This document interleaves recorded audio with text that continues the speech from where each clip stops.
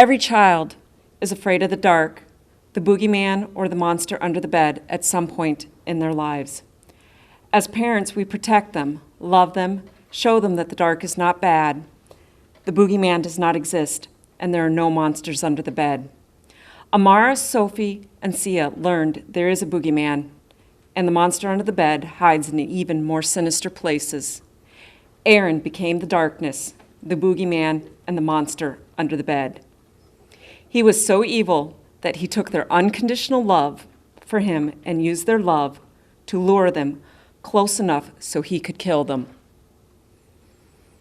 Aaron did this with the promise of love to only take their lives in such a manner that their last memories are the realization that their dad never loved them or cared for them. It was just a false illusion to cover up his evil darkness. I want Aaron to know they stopped loving him the moment that he harmed them in front of each other and then killed them. I don't think he was prepared for the fight the girls would give him or how he could no longer control everything. Their last memory is what an evil killer their dad was. Aaron should rot in hell of this world and eternity with his hatred, evilness, and cowardly ways. Let the darkness of his actions haunt him forever.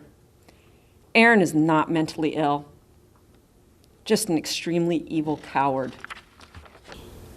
He took away 3 very special people, and they could have changed the world. He shouldn't be allowed a second chance. People say that everybody deserves a second chance, but I don't believe that.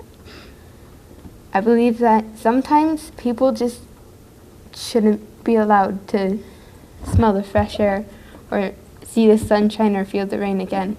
Aaron Schaffhausen not only murdered his daughters, he murdered an infinite number of generations of descendants that they could have for both the Stotz and Schaffhausen families. In other words, he murdered the future. But in talking about Aaron being a coward, I will promise you he's not a coward. He deserves, wherever you send him, he deserves to go for life. I will say that. Send him for life. But stop saying he's a coward. He's not a coward. He does have a mental illness. I know he has a mental illness.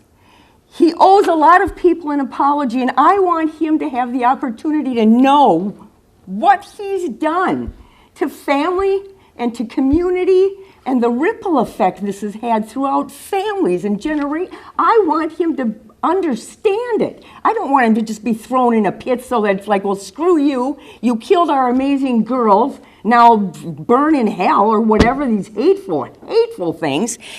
And Mr. and Mrs. Schaffhausen have lost not only 3 amazing girls, they've lost Aaron. I've been told that none of us should feel responsible or blamed for what Aaron did. And I've heard this from several people. And for the most part, I believe that is true. But I also believe that to some degree we're all responsible. And that if we all went a little bit further in reaching out to Aaron, maybe, just maybe, this could have been averted. Of course, the sad irony is that Amara and Sophie and Cecilia did love you, still love you. They themselves would have agreed that you were not yourself on that terrible day. They themselves would have wanted you to receive treatment and not punishment. You are a good man who did a horrible thing for whatever reasons. You have a good heart. You have many talents. And your life, though now on a different course than you or any of us would have wanted, your life continues to have meaning and purpose.